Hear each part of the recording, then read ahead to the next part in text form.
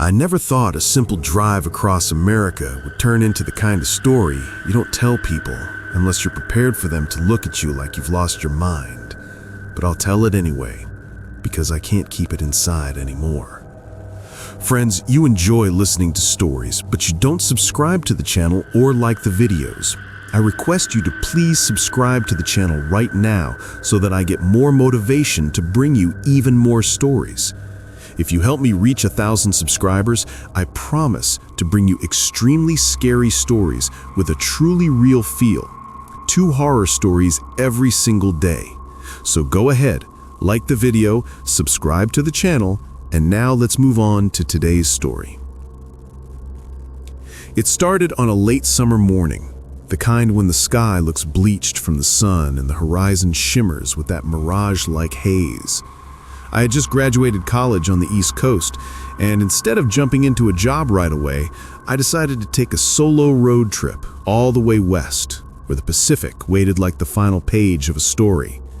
I told myself the open road would clear my head, help me figure out who I was supposed to be. I didn't realize the road had its own plans for me. I started in Virginia, my old Tacomas loaded with a duffel, a cooler, an emergency kit, and a road atlas I'd bought despite having GPS on my phone.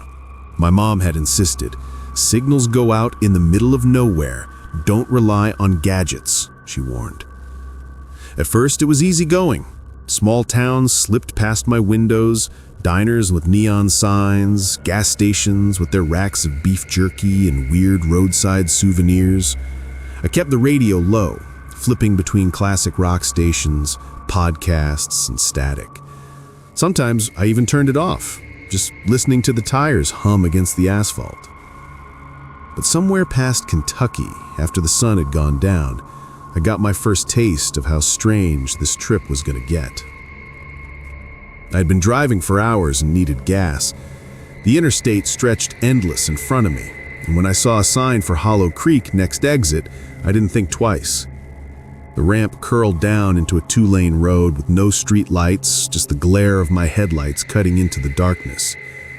The gas station must have been 5 or 6 miles off the interstate. By the time I found it, a small, faded place with a flickering Coca-Cola sign, I was running close to empty. I pulled up and noticed something off.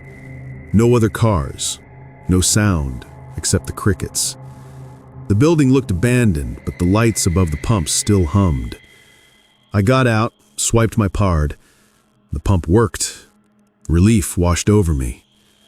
But as I pumped, I noticed the man inside the station, standing very still behind the dusty glass window. At first I thought he was a cardboard cutout, one of those old advertisements where a smiling man holds a bottle of soda. He didn't move, didn't blink, just stared at me. Trying not to feel creeped out, I finished filling up, capped the tank, and climbed back into my truck. Only when I sat down, I looked back at the glass. The man was gone. The faintest chill ran up my chest. I cranked the ignition, headlights slicing across the empty lot. Gravel crunched under my tires. I didn't dare look again at that building, but in my rearview mirror, I could have sworn I saw a shadow moving between the aisles inside the store. Back on the interstate at last, I tried to laugh it off. Just some small-town weirdness. Maybe the guy was real, maybe he wasn't. Either way, I told myself not to think about it. But ignoring things never makes them go away. Days later, in Missouri, I pulled another late-night stretch. I liked driving at night. Less traffic, more solitude. Sometimes I went an hour without seeing another set of headlights. But that night, when I turned on the radio just to have some noise, every single station was static, except one. It wasn't music, though. It was a voice. Low, muffled, like someone whispering into a microphone from far away. I couldn't make out exact words, but every few minutes, I swore I heard my name. Ethan. I jerked the dial, flipped stations again, but when I stopped, the whisper was still there. Not on one frequency, but on all of them. My hands tightened on the wheel. I drove faster. At one point, I even turned the radio completely off, only to hear what sounded like faint static leaking from the speakers anyway. I didn't sleep well that night, holed up in a cheap motel outside Springfield, kept waking to the sound of wind scratching against the windows. At least, I told myself it was wind. By the time I hit Oklahoma, the landscape had turned wide and endless. Flat fields, barbed wire fences rolling on forever. It felt like the road was the only real thing, cutting through a world that barely existed.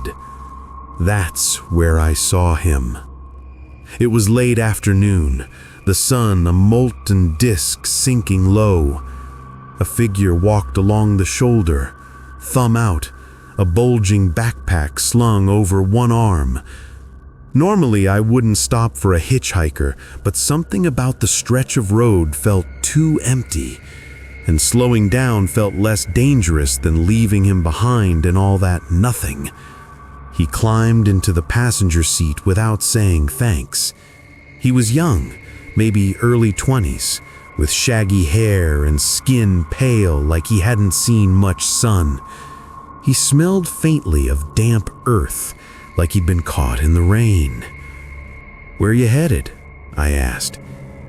His eyes flicked to me, then back to the windshield. "West." His voice rasped, like he hadn't spoken in a long time. "That's where I'm going too." We drove. Half an hour, maybe more.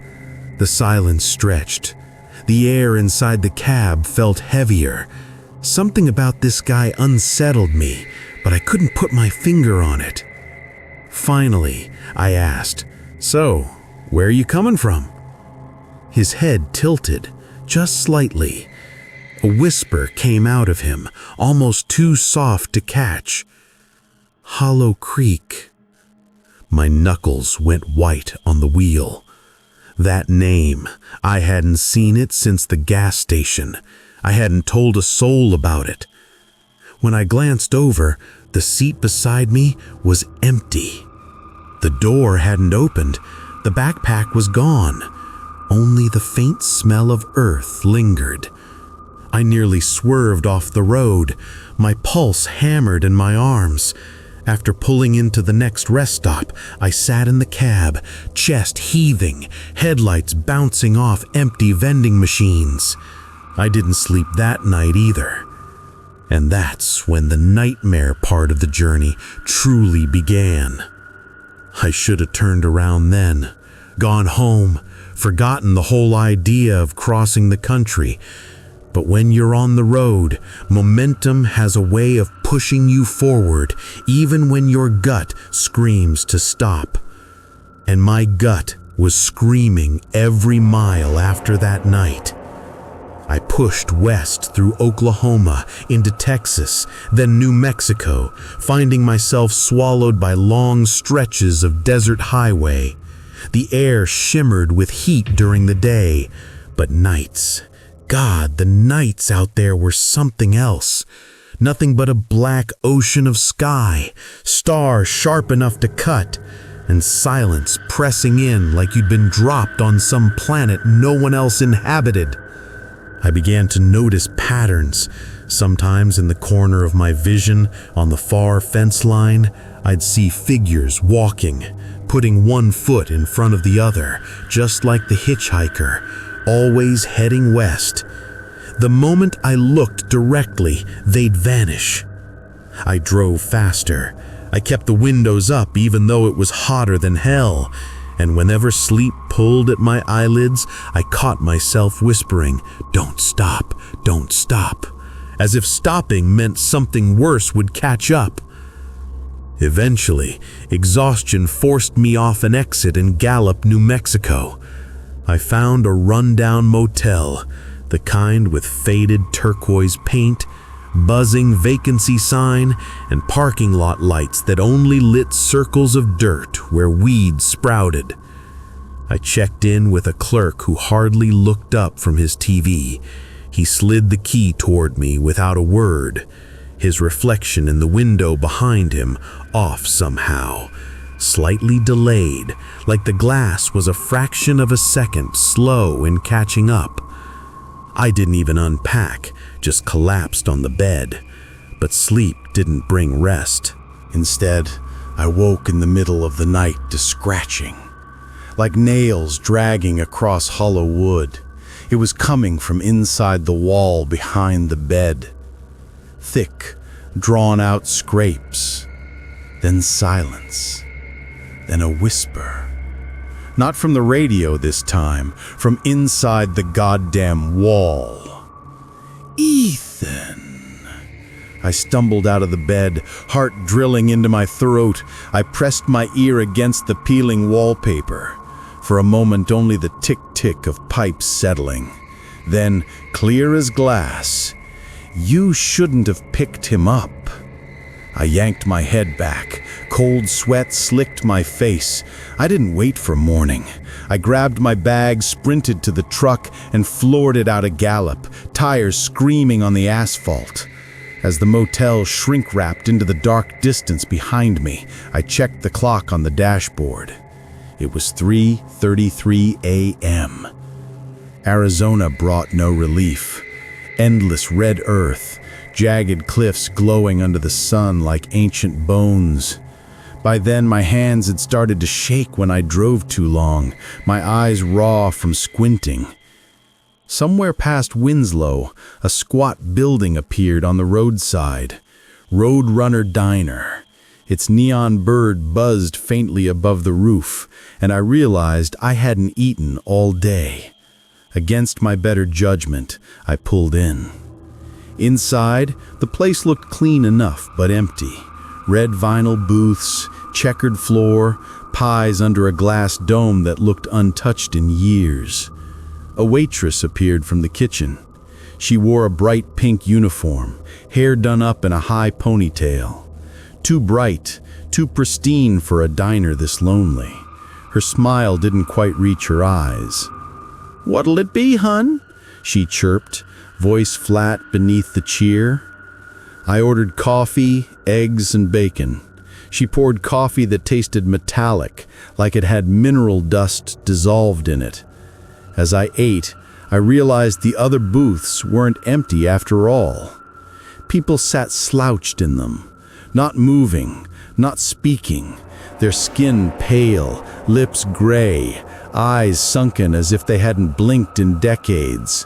I froze, fork halfway to my mouth. "Don't mind them," she said. "Travelers get tired. They always stop here, sooner or later." She winked at me.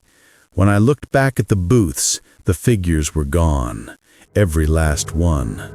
I bolted, nearly upending the cup of metallic coffee. The waitress called something after me, sing-song, but I didn't turn back. I was already in my truck, fighting the ignition, heart pounding so hard that the steering wheel seemed to pulse under my skin. On the highway again, I checked the rear view. She was standing by the diner window, watching. And behind her, just barely visible in the gloom of the booth, the hitchhiker's pale face turned toward me. The further west I went, the stranger things became. Somewhere outside Flagstaff, the highway itself seemed to change. The lines painted on the asphalt grew faint, uneven, the pavement swallowing them like black water. At one point, I drove through a stretch so dark I couldn't see where the road began or ended. My headlights showed only a tunnel of midnight. No reflectors, no signs. My speedometer flickered. My phone had no signal. I told myself I was hallucinating from lack of sleep. But when I looked in my mirrors, both of them, the same thing stared back at me. A procession of people walking west. Not one or two, dozens, hundreds, filling the road behind me, their feet dragging, their faces pale blurs. And among them, always close, the hitchhiker. He smiled when our eyes met through the glass. I drove until morning broke. When light returned, the crowd was gone, but the exhaustion stayed, chewing at my bones. Crossing into Nevada, I pulled into a desert gas station. This one looked less abandoned, with a single rusted pickup parked out front. As I filled my tank, an old man shuffled out from behind the pumps. He wore a Stetson, clothes dusted in desert grit. His eyes were pale blue, clouded but sharp. "You've seen him, haven't you?" he whispered. "Who?" "The walker. White skin, black eyes, always heading west. Once he gets in your car, he never leaves, not really." My breath turned shallow. The old man leaned closer. "He rides with every fool that ignores the warnings, everyone who takes exit 6 off Hollow Creek. Only way to shake him is to never stop driving. Never." I backed away, muttered something, and climbed into my truck. But as I pulled off, the old man shouted after me, "Don't let him find your name." I didn't understand then. God, I wish I had. Because that night, when I finally caved to exhaustion, pulled off on a dirt road and tried to sleep beneath the stars, I dreamed something so vivid it couldn't have been only a dream. The hitchhiker crouched outside my truck window, fingers pressed to the glass. His lips moved, mouthing it, slow, clear. "Ethan, Ethan, Ethan." When I jerked backward, there were handprints in the dust on my window. Not mine. I kept driving west, though by now the trip no longer felt like travel, it felt like flight. I wasn't chasing the Pacific anymore. I was running from something, a presence that wouldn't let me go. Every mile further from Virginia, the more I felt it pressing closer, as if traveling west was pulling me deeper into a snare I hadn't realized I'd stepped into the first night at Hollow Creek. Nevada stretched out like some forgotten wasteland, the kind of place that makes you realize how small and insignificant one person is. Red canyons and dry washes cracked the earth open like an old scar. The air did strange things out there. Sound traveled wrong. Sometimes, when I slowed at an empty intersection, I swore I could hear voices drifting out from the rocks. Small conversations, laughter, even weeping. I tested it one night. I stopped the truck, killed the engine, and rolled down the window. My chest tightened at how silent it was. Then, faintly, like an echo from nowhere, "Need a ride?" I froze. That voice, rough, scraping, the same one from my truck weeks earlier. I slammed the truck into gear and flew down the road, gravel spitting behind me. On my way into Ely, I passed another old gas station. Usually I wouldn't have stopped again, but the red fuel light had clicked on. I didn't have a choice.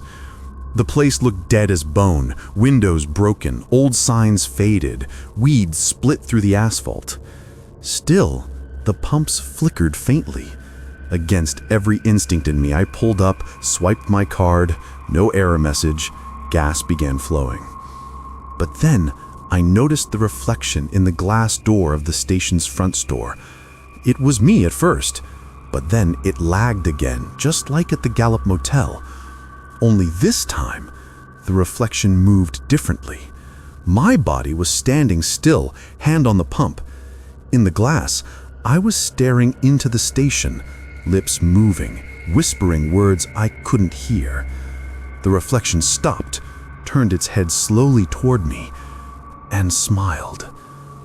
I let the gas handle clatter to the ground half full and jumped into my truck, speeding off with the hose bouncing behind me until it disconnected. When I checked the mirror, I saw my reflection still standing at the pump, watching me leave. California, at last. Most people would feel relief knowing the coast wasn't far. For me, it was worse. because deep down, I knew by crossing into California, I had gone too far west. Death Valley was an oven made of silence and endless salt plains. The sun above looked like punishment. I stopped sweating halfway through the day. My skin felt loose on my bones. At one point, exhaustion hit hard, and my truck groaned like it wanted to give up. I pulled into a turnout, stepped outside. The landscape was so empty it made me dizzy. Nothing but cracked earth and a shimmer that bent the horizon. Then something moved out there. A figure walking. I thought at first it had to be a mirage, but the closer it came, the more I knew better. It was him. The hitchhiker. He dragged his pack along the earth, kicking up thin trails of dust, head tilted so his face was hidden in shadow. I scrambled back into my truck, locked the doors, fumbled with the keys. When the engine finally roared to life, his head snapped up. His eyes were black hollows. He broke into a run. I tore out of the turnout, tires fishtailing, dust swallowing the mirror. I didn't stop for hours. But the further I drove, the more I realized something terrifying. Every passing car I saw, only a handful out there, had a passenger that looked like him. Some in the front, some in the back, some pressed against the glass. All of them hitchhikers, all of them identical. And every single one stared at me. I finally checked into another roadside motel on the edge of Death Valley. The clerk gave me a room number, never looking me in the eyes. By now, I was too tired to resist. When I opened the door, something was waiting on the bed. A folded piece of paper. I picked it up with shaking hands. On the front, my name. Inside, scrawling black ink, was just one sentence. You will never reach the ocean. Beneath, smudged like blood, a single handprint. Smudged, pale. That night, I pulled a chair against the door and sat with the bedside lamp on. I didn't bother uncurling in bed. And still, I woke to find the paper gone. The chair hadn't moved. The next day, I drove on, desperate, thinking maybe reaching the Pacific would break whatever this was. That was all I clung to, the idea that water might end it, the way old myths said running water kept evil from crossing. But as dusk fell, I realized the road beneath me wasn't one I remembered. The signs grew fewer, then vanished. The pavement cracked into gravel, then smoothed again. And I saw no evidence of anyone else. No cars, no exits, no lights. Just my truck rolling down a black ribbon that led nowhere. I should have been near San Francisco by then, but the highway signs lied. Miles upon miles, yet the numbers didn't add up. At one point, my headlights swooned around a bend, and I saw it. A green road sign with 2 words, painted block letters. Hollow Creek. I slammed the brakes, heat stinging my chest. Impossible. That was back east. That was days behind me. But the arrow pointed west, the road ahead. I didn't know what kept me from turning back. Maybe I couldn't. Maybe the highway itself only ran one way anymore. So I drove on. Hours. My GPS was a dead blank, screen frozen. The road grew narrower, hemmed by tall pine trees where desert had been just moments before. The air turned cold, wet with mist. When I finally crested a hill, headlights fell across a cluster of buildings in a hollow. Gas station, motel, diner, all worn out, like they'd stood here starved of time. And behind them, woods as black as coal. I pulled into the lot, and as soon as I did, a figure stepped into my headlights. The hitchhiker. He smiled, that pale skin glowing in the beams. Slowly, He lifted his arm, pointing toward the diner, and through the glass, I saw every pale figure I'd glimpsed along the way, seated in the booths, waiting. The waitress in pink stood among them, eyes locked on me, lips curling into that too bright smile. "Yes," she mouthed. My hands shook on the wheel, but something deeper than fear kept me frozen. The truth dug its claws in. I had never been free of Hollow Creek since the first exit. The road had never been America's highways. It had always led here. The diner's door opened, though no one touched it. Wind carried one sound, 100 voices speaking in unison. My name, Ethan. I wish I could say I turned and drove away, that I fought whatever sick force Hollow Creek was, escaped and left it behind. But that would be a lie. The truth is, by then, I think the road had already claimed me, and that night, it wanted me inside. The hitchhiker didn't move as I sat frozen behind the wheel. His arms stayed pointed at the diner, his eyes glittering with black hollows that swallowed the light. Something shifted in me, like control wasn't mine anymore. I killed the engine, stepped out. Gravel crunched beneath my boots, the sound too loud in that empty lot. The air smelled of damp soil, though the asphalt was bone dry. The diner's neon open sign sputtered above the glass door. As I got closer, the smell hit me. Not food, not grease or coffee. Something sweet and rotten, like flowers left too long in stagnant water. Inside, they all waited. Travelers, pale, slack-jawed, dressed in clothes from decades past. Some wore flannel, others business suits, one woman a polka-dot dress that looked straight out of the 50s. They all turned their heads toward me in unison, eyes hollow, mouths slightly open. And behind the counter, the waitress smiled like she'd been waiting all her life. "Seat yourself, hun," she said. I wanted to run, God knows I tried, but my feet carried me to a booth by the window, like something invisible was pulling my strings. I slid into the sticky vinyl seat. My reflection in the window stared back, not delayed this time, but altered. Its eyes were dark, its smile sharper. It leaned forward before I did, whispering against the glass, "You're almost home." The waitress set a plate in front of me. Eggs, bacon, toast. The same as before at the Roadrunner diner. Only this time, the bacon was black, curling in oily strips that smelled like burning rubber. The eggs bled a yolk the color of ash. "Eat," she said. Her voice carried weight, heavy and cold, like refusal wasn't possible. I picked up the fork, hands shaking, and brought a piece to my mouth. It tasted like wet dirt, like swallowing the bottom of a grave.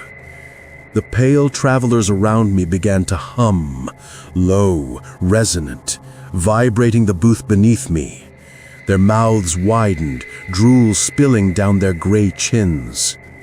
The hitchhiker slid into the seat across from me, no sound, no words. Just a thin, pale grin that stretched too wide. When he finally spoke, it was through every mouth in that diner. "Keep eating, Ethan. You're part of the road now." Something snapped inside me. I slammed the plate to the floor, glass shattering, black yolk pooling across the tile. "No," my voice cracked, but I made it real. My own sound against theirs. "I'm not staying here." The humming stopped. The pale travelers froze. For the first time, the hitchhiker's grin faded. The waitress tilted her head, her cheer gone. The room felt like it tilted with her. Then all the lights in the diner went out. Pitch black. Only the sound of hundreds of feet shuffling, moving closer, the air wet with their breath. I staggered back, groping for the door. My fingers hit cold metal, pushed, and I spilled out into the night. But the lot was no longer asphalt. It was dirt, packed, old, with tire ruts that spiraled away into the trees. The gas station and motel were gone. Only pines, as high as walls, surrounded me. And through those trees, faintly glowing, was a single road sign. White letters, black background. Hollow Creek, 0 miles. I ran, not to the truck. It was gone, just shadows where it had been. I ran blindly into the trees, branches whipping my arms, breath tearing through my chest. Behind me, I heard footsteps, hundreds of them, dragging, stumbling, but relentless. And above them all, the clear, even stride of the hitchhiker. I ran until my throat burned, until my legs felt like snapping rods. And still, when I looked back, the crowd was closer. The hitchhiker's face floated above them, pale as bone in the dark. "You can't leave," he whispered, though no breath reached me. His words came from inside my head. "You never could." I don't know how long I ran. The trees broke, and suddenly I was on a road again. Thin, cracked, double yellow lines faded almost to nothing. I stumbled forward, half dead from exhaustion, until headlights flared behind me. For the first time, relief flooded my chest. A car! Salvation! I waved my arms, screamed until my throat tore. The car slowed, a beat-up sedan, dust-stained, pulling alongside me. The window rolled down. The driver leaned out. And it was me. Same face, same eyes, only his were black. "You heading west?" he asked, smiling too wide. I backed away, horror ripping through my lungs. The sedan drove on, taillights vanishing. And when I followed the curve of the road with my eyes, I saw it loop back. Ahead, through the mist, my own figure stumbled in the distance, waving at an oncoming car. Me. Again. Over and over. I realized then that I had never been crossing America, never making progress toward the Pacific. Every state line, every motel, every gas station, it was all Hollow Creek, a closed loop wearing different skins. Once I took that exit, the road rolled me into its coil, chewing me like gum, spitting me forward, backward, sideways. The hitchhiker wasn't a ghost. He was the road itself, the shape it puts on for those stupid enough to stop. And his only desire? To collect, to add new travelers to the endless caravan walking west forever, never reaching the ocean. That's what the waitress said when she leaned to my ear in that looping vision, her breath cold, words curling like smoke. There's no Pacific for you, only Hollow Creek. And now, I'm still here. I don't know how much time has passed. Days, months, maybe years. Every dawn looks the same, every dusk as well. The roads I take bend back into that hollow no matter how far I drive. Sometimes I stop at another diner. The faces always wait for me. Sometimes I check into a motel, and the note always sits on the bed. You will never reach the ocean. And every time I run, I end up back on the black highway. And he's always there. Sometimes beside me in the passenger seat, sometimes walking ahead on the shoulder, sometimes smiling at me in the fucking mirror while I drive. I know now what the old man at that Nevada station meant when he said, "Don't let him find your name." Because once the road knows who you are, you stop belonging anywhere else. Not to America, not to the world, only to Hollow Creek. And now I think he doesn't just whisper my name, he wears it. When strangers pick him up, when some tired soul makes the same mistake I did, he'll tell them his name is Ethan. And I'll be only another pale traveler walking west in a caravan that never ends. I used to think there would be an ending, that if I pressed far enough, drove fast enough, refused hard enough, the road would give. That somewhere there was an edge, a real coast, a real world that would stop Hollow Creek from swallowing me whole. But endings don't exist here. Only repetitions, only replays of the same doomed road. And yet, I kept moving, convinced maybe there was still one chance left. I drove west, always west, though I knew that was meaningless. Sometimes the desert stretched beneath me, sometimes forest, sometimes endless cornfields like Kansas. But the further I pressed, the more the land folded back into itself. The gas stations were the worst. Every one of them looked different, but I knew it was the same place. Always the same crack in the pump handle, the same moths beating themselves stupid against the buzzing light. One night at one of these places, I met another traveler. Not pale like the others, breathing, alive. She was filling up an old station wagon and looked as terrified as I felt. She had sharp shoulders, a tangle of dark hair, and eyes that scanned everywhere at once. "You hear it too?" she whispered as soon as she caught me staring. "What?" "The humming, at night, in the walls." My stomach dropped. I wasn't alone. We didn't trade names. Somewhere deep down, we both knew that was a mistake. But we agreed to caravan together. 2 vehicles, 2 beams of light, both of us clinging to the hope that maybe if we weren't alone, Hollow Creek couldn't crack us apart so easily. For a while, it worked. Days passed without a sight of him, the hitchhiker, the walker, whatever he was.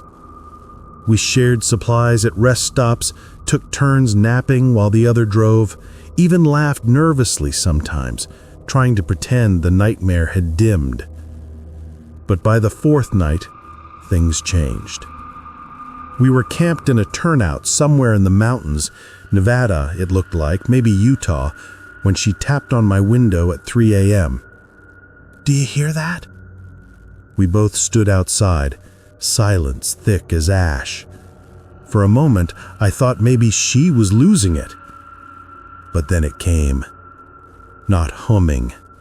This time it was chanting, faint, rolling out of the trees like smoke, wordless, low, thousands of voices blending together.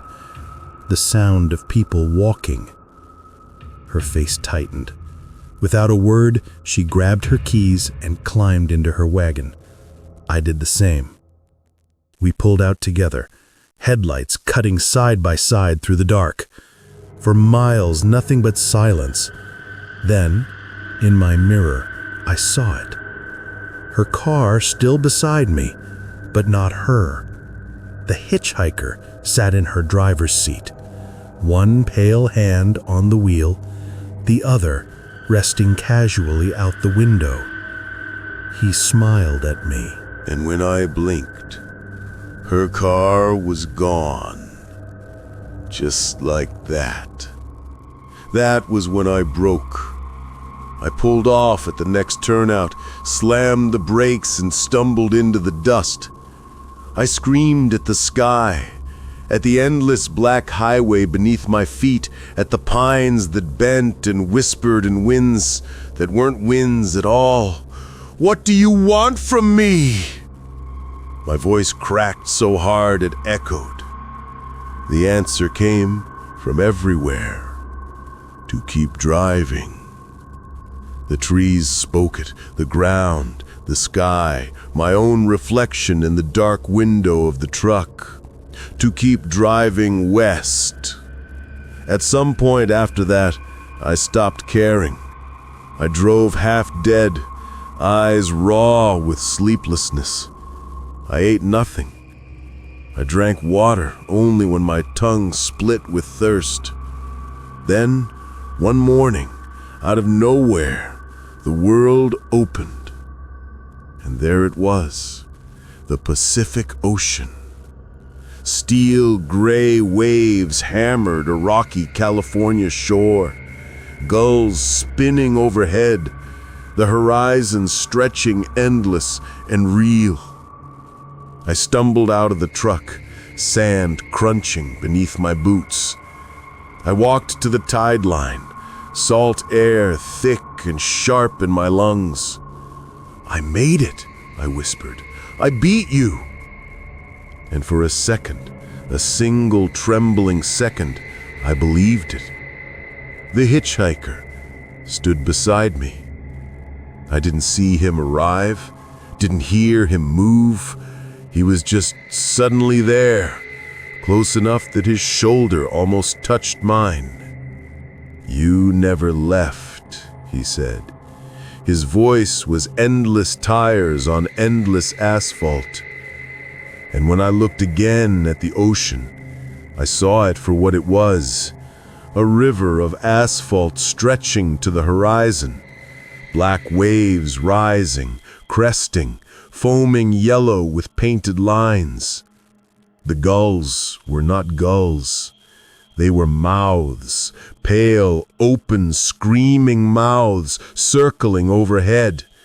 The salt air thickened into exhaust, and the tide rolled over my boots, not as water, but as gravel. Hollow Creek. It had never ended. I tried to run. Where? I don't know. Back to the truck maybe, or away from the false sea, but the others were already there, waiting. The pale travelers, their mouths chanting, their footsteps beating like drums in the sand. Somewhere among them, I saw her, the woman from the wagon, eyes empty now, walking west, always west. The hitchhiker put his hand on my shoulder, firm and cold.